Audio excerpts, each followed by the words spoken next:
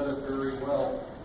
And it was a very, very short time that broadband became a really important part of our community because we're unique in southwest Minnesota where half the population of our county is in one city. So how do we reach the rest of the county?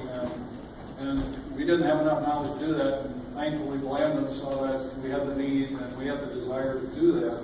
So we've embarked on a pretty significant feasibility study that, so we're looking at every aspect of broadband. We're using some bridges. One of the big bridges that we're using right now is we've created some hotspots again with the help of Blandon.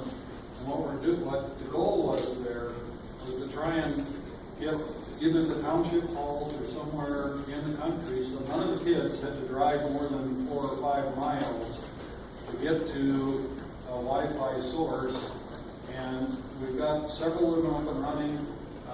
One was a fun one in my opinion because before the installers with the radio even left the site, there was personnel trying it out and using it in the small town of Rushmore. So it's distributing out. What we're struggling with in a couple of the sites is Wi-Fi, natural line of sight is a challenge. And a lot of the taller structures around our farms and around our communities are already pledged to some providers, so it's been hard to get them. So we're not quite done with that project, but that's being used as a bridge as we work through the feasibility study so that first we can understand what the real need is out there. We're about to embark as many of the residents as we can with the goal of at least 10%, which doesn't sound like much. That's a big challenge for a small community.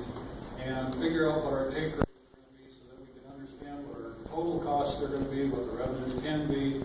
We've engaged Finley Engineering and CCG Consulting to help us with this survey, to help us put the plan together, to help us develop a couple of options on how we can get to the end goal of FTTP.